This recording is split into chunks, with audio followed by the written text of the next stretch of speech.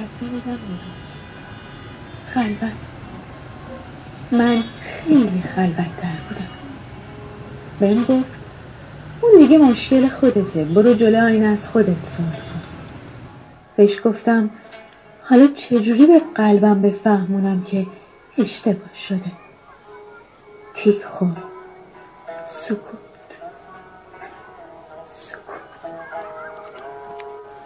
هر لحظه میشکستم و تیکه های خورد شدم و براش ارسال میکردم.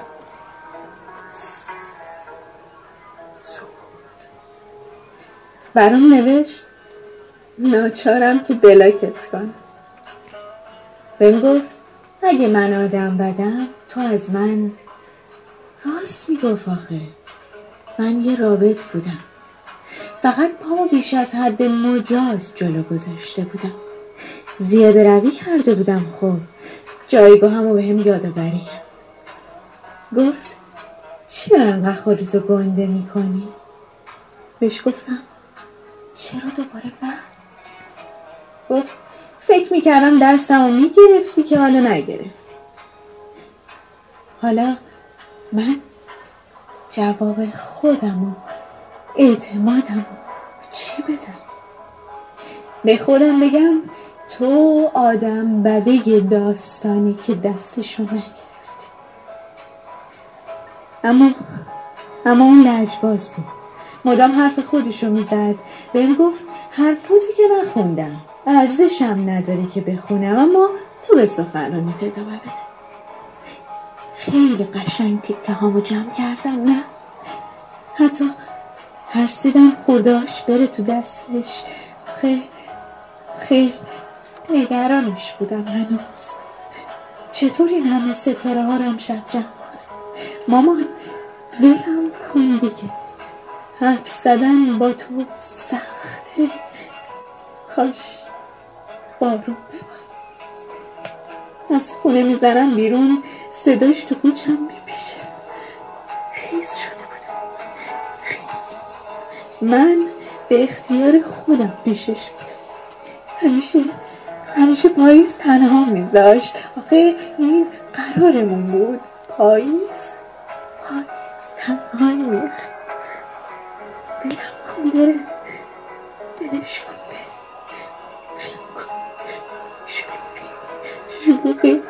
شلوغی. اصلا گم شده بودم.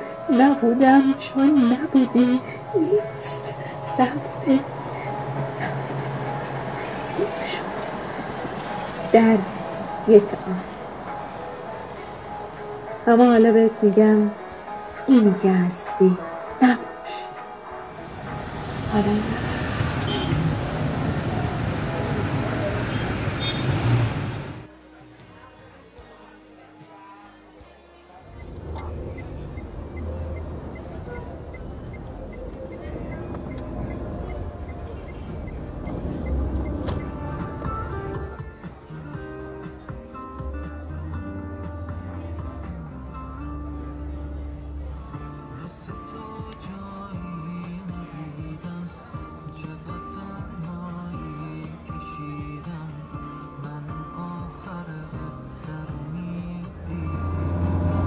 آهنگ رو زیاد میکنه.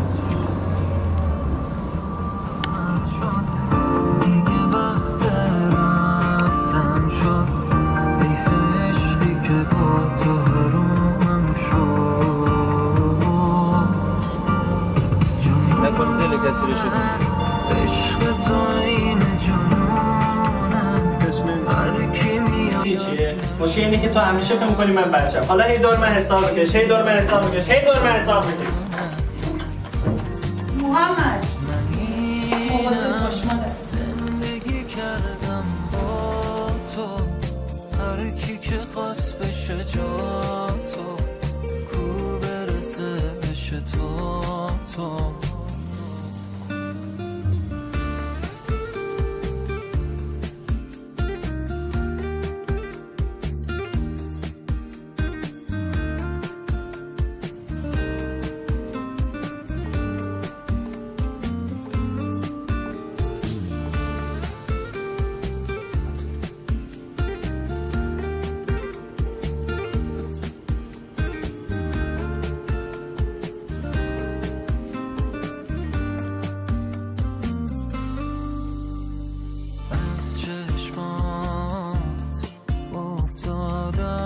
رضا الان چه وقت رفتنه؟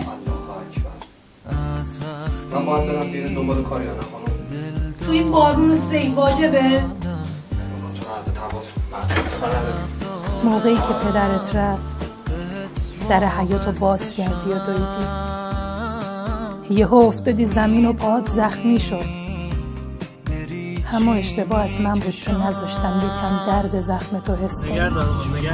زود بلندت کردم، اما حالا بزرگ شدی.